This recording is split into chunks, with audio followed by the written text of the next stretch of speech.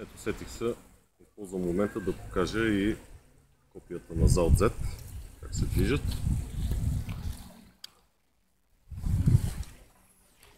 Значи може да се води като датер, само леко да се обръща корема.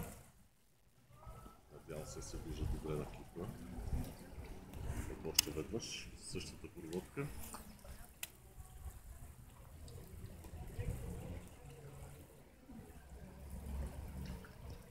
Така, пак забрахме водорасли. Да ви покажа, това е най-комбинативната примамка.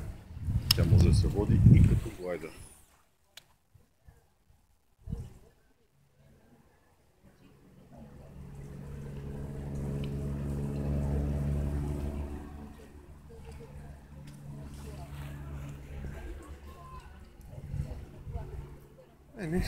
Това е.